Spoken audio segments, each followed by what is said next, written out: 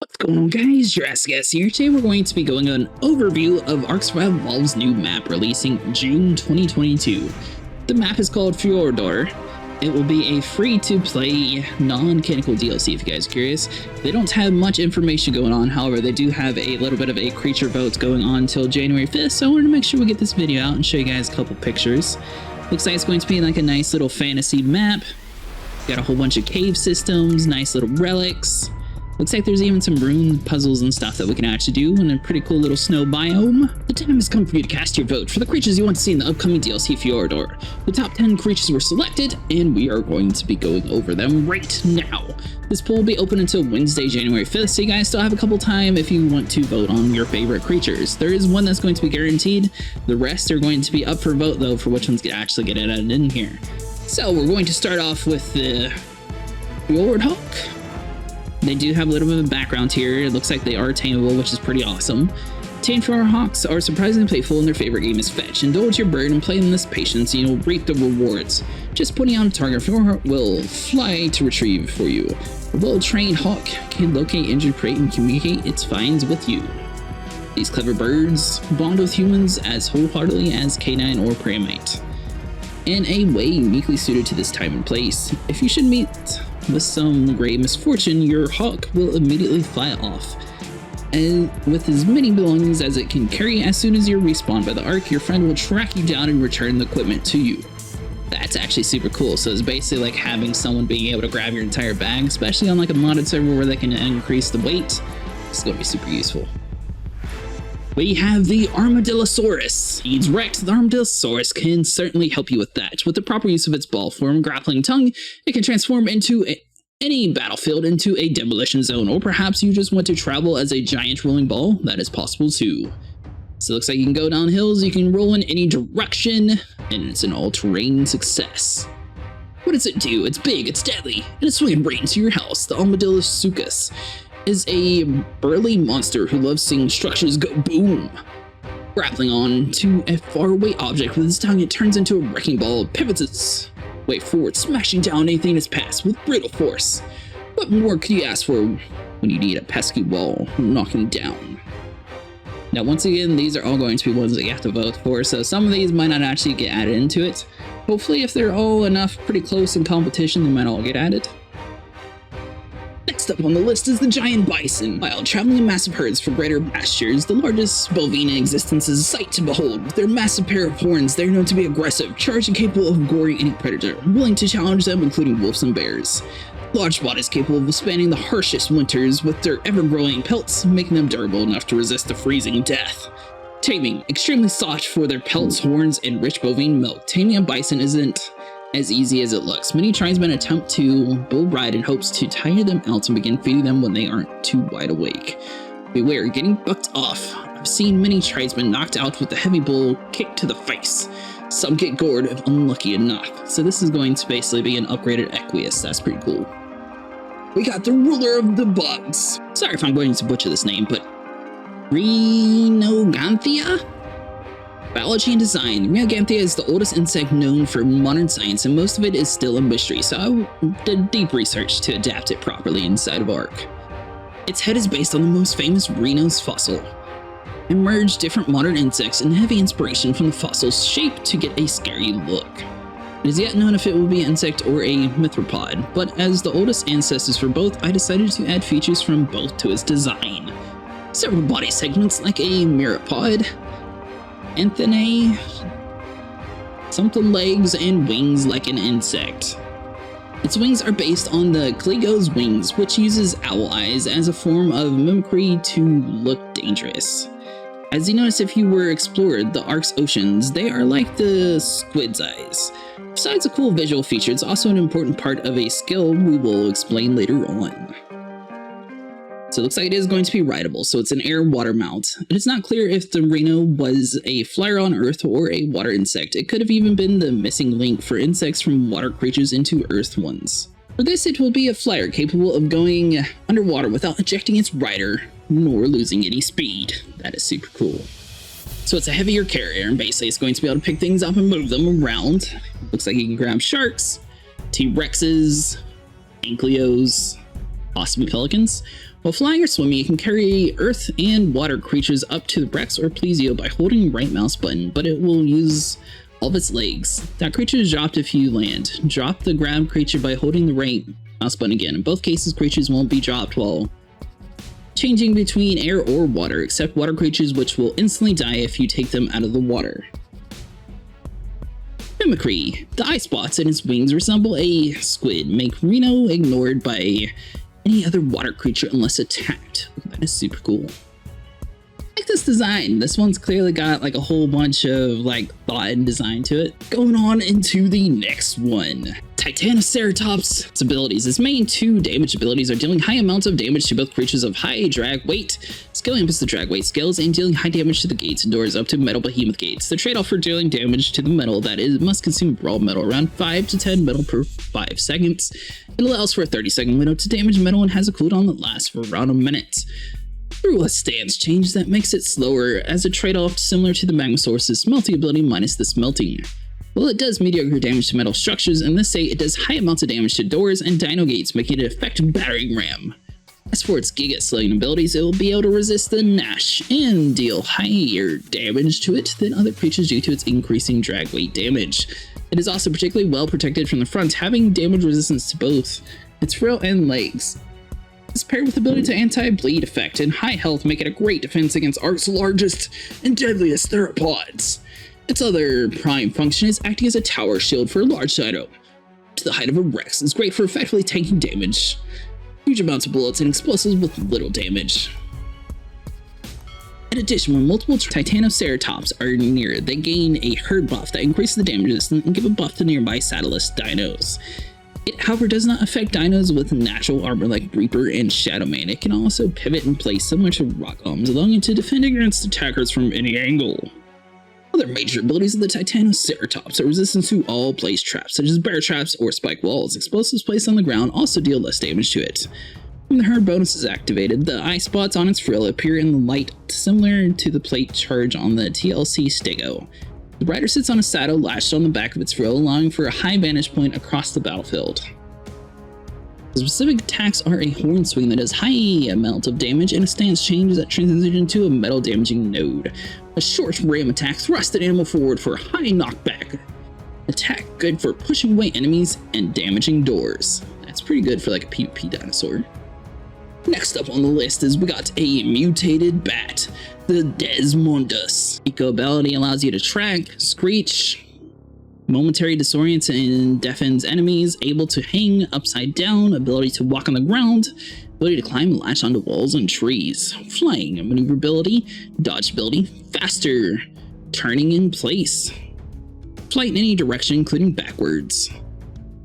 Harvest blood packs, that's super cool. Rapid regen when consuming blood packs inflicts bleeding, so basically this guy is going to be a little bit easier to tame some of the spiders around in Ark Survival Evolved. With echolocation, your tames anywhere on the map. Ooh, that's pretty cool. Your tribe members anywhere on the map, wild dinos nearby, only the ones that Desmondus has seen, for example, when you're trying to tame a dino and they run away to God knows where. Other humans from other tribes nearby if the Desmondus has seen them before, and only momentarily, as in, you wouldn't be able to track someone the day after just because your bat saw the person once. Instead, you're only able to track if it is relatively fresh. With the screech, the ability on a longer cooldown would cause disorientation and momentary deafness. Tames wouldn't be able to respond to the whistles briefly, wild dinos would stop in their place briefly. Other humans wouldn't be able to listen to in-game sounds, in-game voice chat briefly. Torrential flight. Being a bat and the first retinal bat, I believe their flight should be different from other flyers, I suggest. To be able to turn and flight much more easily, be able to move and flight in any direction, a sort of dash ability while flying, to dodge potential attacks. Bleed, snatch, inflict bleeding after an attack. Blood harvesting. Harvesting blood packs from friendly humans faster than a syringe. Possible of harvesting blood packs from wild dinos after killing. Consuming blood packs, Desmondus activates rapid regeneration. Next up on the list is the Archodontosaurus. Is one of the few popular large theropods still not added to the game. Being similar in size to a T-Rex or a Giga in real world, around 12 to 14 meters, this guy would be a great addition to the game. Attacks, bite, 100 damage, hold for charging, ultra bite, 100 to 1000 damage. The longer you charge, harder it hits. Every 20 hit variable number depending on how many charge attacks you do and how much is charged, it will state the teeth grow cooldown. Right click, follow forward to get a headbutt, look on your back and tail swipe, 10 damage, great knockback, and it's not prevented from the teeth grow cooldown. So it's got a roar, it's got a stomp. During teeth grow cooldown, you won't be able to use bite attack. Giga Hunter, it activates when your Kakura is near an enemy Giga. Every damage that your Kakura deals to enemy Gigas is 500% more effective. Meanwhile, it will take only 20% of the damage from the enemy Giga attacks. Spino Fear, it activates when your Kakura is near enemy Spino. Every damage that your Kakura deals to the enemy Giga is 75% less effective. Meanwhile, it will take 400% damage from enemy Spino attacks. For taming this monster, you will have to fight it, literally. Take your shield and get ready to parry its attacks. The more it will hit you, the more teeth it will lose, and the more torpor it will get, since it consumes energy to regrow them. You will soon get tired and you can figure out the rest. Obviously, the higher the level, the more hits you'll have to parry, so be prepared to take an extra shield with some really good ones. Once it's knocked down, you can feed it with its favorite food, fish, as a normal knockout. Next up on the list, we got the Miotragus. On the surface, the Miotragus sensorium looks like a regular mountain goat. Upon closer inspection, however, this creature is a lucky thing to come across in the wild. It is passive, though defensive when attacked. They're capable of scaling the steep slopes of the mountain regions. This versatility combined with their high fortitude with the presence of certain resources make them for a dangerous foe. If they are attacked in areas containing high quantities of material, often useful to survivors. Domesticated, perhaps the most useful capability of the goat is its strange perspective to sensing various local resources deposits along the creatures in a given area. Tribes have found that upon showing the goat specific resources, it will point human companions in the right direction. But the goats are not effective at gathering on their own. They have a unique ability of having an easier time carrying resources which they can sense. This makes them effective at helping survivors find resources to carry back to encampments with ease. Jump height, verticality, and weight carrying capacity of the goat combined with its ability to sense local resources make it an excellent companion to have in these harsh lands. Utility, a list of resources that may include raw metal, obsidian, crystal, gems, oil, sap, sulfur, pearls, black pearls, fungal wood, raw salt. Lastly, if you kill a goat, you get raw mutton, hide, and pelt. Taming the goat is a somewhat difficult task, requires a fairly wide variety of resources. First, the survivor must drop a resource on the ground near the goat in order to test their horns to indicate they are excited. After elucidating which resources do this, survivors can drop the resource on the ground, much like the gotchas, which will cause the goats to get very excited, picked up and carry using its horns. After a certain amount of time, the goat will feel like picking up more of its favorite resources. But if it's given the same one repeatedly, the taming effectiveness will go down. Next up on the list, we have the Bastion. Looks like it's going to be a friend to the arthroplurid and spiders. Of a neutral temperament, with its almost 4 meter long, 2 meter high, and 3 meter in diameter, this creature can be found in the Vetherium biome of Fjordur. Its domestication will be passive for its larvae in the big Vetherium tree. The map. You will find them different sizes like the Kirkaroo, but be careful that in their larvae state, they secrete a substance that attracts ants, using them as their guardians, and not like that. If there is an adult Bastion nearby, it will not hesitate to attack you. Because of the Bastion, the larvae are the most important thing to protect in the big tree. Let's say that nobody wants to fall on top of the Vetherium tree. If you manage to evade from the adults, offer tree sap to the larvae, Bonica, wood, cactus, honey, or vegetable cake for better taming. So this is a rough estimate of what they're going to look like. It looks like it's going to be another shoulder pet kind of deal. General abilities. Flapping on the ground, he will fling all small enemies around him by spreading his wings like a wyvern. Walk like a god. Both can climb and stick to any kind of surface. Passive. Reduction to ballistic damage 40%. Minus 30% weight reduction on everything. Radiation resistance. Weaknesses. Extra fire damage. Vulnerable to next. Weaknesses. Extra fire damage by 30%. Vulnerable to net projectiles. Extra damage taken from tech turrets by 20%. Male's abilities. Brutal strength. He'll be able to charge and throw enemies with his powerful chitin horn. Canaleo hits. With his basic hits, he will slightly push enemies away from the Diplodocus with additional damage. Progressive damage. The longer it holds a creature, the more damage it will do. Duel. Between males, there are a fighting system with its hordes. The strongest one will defeat the other one by charging it. Perfect for tournaments. Male passive. 15% faster. Abilities of the female. Hard biting. The females will have no horns, but it will have a pair of powerful jaws capable of taking small to medium-sized creatures. Although she can also take large creatures with her jaws like a bulldozer. She will be able to drag her victims as she grabs it. Rock hard. The female will have extra damage resistance against carnivores. Female passives 20% more energy. Nice. You can sort of build like a battle beetle. Your mount will be manufactured in the fabricator.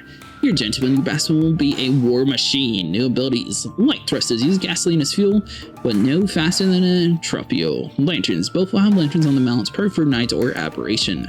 Safe pilot. The cockpit is perfect for not being dismounted. The males on their mounts will be a pair of machine guns using advanced ammunition. The females not having her horn on her mount will change completely, and you will see a 90mm cannon that uses rocket missile ammunition. Both will have a mount with extra seat for the passenger with a minigun. You can attach the new Genesis 2 weapon for the extra passenger. The exoskeleton of the Bastion is the hardest of the Ark. The chip in the Bastion is unique in the hardness difficulty to cut. Above all, to obtain it, you must be treated with patience. The prime chitin that offer you the Bastion will serve you as an offering to invoke the Titan of the Forest. Or maybe you want to upgrade your armor, but be warned the chance of getting the prime chitin from the Bastion bodies is very low. Deciding well will be useful. Maybe you want to upgrade in your armor, but be warned the chance of getting the prime chitin from the Bastion bodies is very low. Decide well in which you want to use it. Once warned, I bring you the new upgrade only for the right armor. Equip the right armor and powerful prime chitin to become a juggernaut, what I call the Bastion armor. The user will offer ballistic damage distance 40%, durability plus 40%, melee damage resistance 40%, armor penetration 30%, disadvantages 40% slower, weight plus 40%, insulation plus 20%, stamina expenditure run 30%. The Bastion armor is irreparable and single use. Total block of all attachments, wings, gas mask, etc. The rest of the Bastion is as big as possible. Protect yourself from the wild of fauna. Enter case, forgetting about damage, and invade bases like the shooters. Use Bastion armor. Here's a little short glimpse of the armor. Next up on the list, we have the Vetherium Wild. I've seen a lot of prehistoric mammals in my time, but I've never seen a prehistoric giraffe, let alone it being the largest prehistoric relative. Vetherium Wild is a strange creature on this ark, mainly because of its large horns. Unlike modern-day giraffes, they're very sharp, wide, and I've seen wild ones pick up and hurl large boulders at the attackers with them. They also have their horns to get the delicious sap from the trees to supplement their weak stomachs, as the Vetheriums have a case of sick stomach causing them to hurl up their lunch. Domesticated, the Vetherium's love for sap is so strong, it's easily taming by letting it lick the sap of a nearby survivor. Just don't get covered in its vomit after it takes some sap from you. Once tamed, the large horns provide huge utilities in raiding and turning it to a living catapult, able to hurl boulders or jars of pitch at enemy bases. They also have a good run speed, able to run long distance without consuming stamina, and are able to carry large loads in either raids or resource harvesting. And despite the nasty vomit, I've seen survivors use it as a substitute for spoiled meat due to its putrid smell and taste. It is a tame all tribes should have in many unique ways despite their wild behaviors. Now this guy would actually be really good to tame rock golems. So this is the first one that's sort of like a PvP dinosaur that could be used in PvE to tame creatures like the rock golem and other things like that. So this one's actually pretty cool. Left click, horn slam, right click, stomp. C key, catapult mode. Other abilities, sprints without consuming stamina. High weight stat, gather sap from any tree. Vomit access build, meat substitute. Taming, let it lick sap out of your inventory. Saddle, level 30. This is what they look like. I wonder if they're going to be that size in the game. That'd be pretty cool. Next up on the list, we got the Pyroraptor. Raptor is an oddity of its own, not including the obvious size differences of prehistoric counterparts. However, its adaptation that somewhat makes it resemble a feathered young wyvern. Very loose, of course. This does not seem to do the trick of other animals, route it into not attacking it, mainly to prevent an attack from a would-be parent wyvern. Fence is the only thing this look provides. It also helps gain a extra meal. The Pyroraptor seems to target fire wyvern nest, in particular to occasionally snatch a wyvern egg for consumption. This, of course, is highly dangerous. However, this dinosaur is protected by a liquid secreted from its skin that acts as a fire protectant, practically making it immune to fire. It also adds the ability to feature fire seems to stick to the feathers for a while afterwards as well, which seemingly sends it into a frenzy as well. A literal pyromaniac, if you would. Taming a Pyroraptor is quite tricky since the only thing it likes to tame is wyvern aims. However, once you do tame one, you have a rather interesting ally on your side. Despite not being an OP powerhouse, Pyroraptor helps in other ways, mostly in being able to climb extremely well. Better than most climbers in general. Up, down, this dinosaur will give you places. Not only that, but the fire protection liquid it secretes from its skin can be collected over time from the animal, allowing oneself to douse their armor or even their own bodies with this liquid. Like the Pyroraptor, the liquid for personal use doesn't last for too long. Even with this, it's also fun to set a flame and watch it while at prey and foes alike. Pyroraptor doesn't have a pack buff due to its size, and it only really shows up in pairs. However, it does have a mating boost. The specimen size is way larger than its prehistoric counterparts, being around other size of a real velociraptor. Pyroraptor will take any type of orb and egg, not just fire. However, fire orb and eggs do seem to do its favorite. This one isn't as fast as the two raptor cousins, but it makes up for more attack and stamina, plus the fire buff helps the speed slightly. Its fire buff, which slightly buff attack and speed, doesn't make it go out of control, but it can be an issue if you don't have any fire protection liquid on ya. The fire buff is infinite if the fire constantly applied. However, this isn't OP due to the Pyroraptor not having a lot of health. Being a relatively small creature is tough regardless of what extra abilities you have. Pyroraptor does have a screech that can scare off creatures. It doesn't work on everything though. Pyroraptor's extreme climbing prowess is due to its occasionally raiding fire related nests. They have to get to the nest somehow. Of course, it wouldn't be seen in the game, but lore-wise, yes. Sometimes these guys will trick the fire lines and line the Pyroraptor to get a snack. However, this doesn't work all the time. Like the jaw, I suppose. Alright guys, well that's going to be it for all the new creatures that you guys are able to vote on. If you guys enjoyed this little video, make sure you guys leave a like and subscribe, and I'll see you guys in the next one.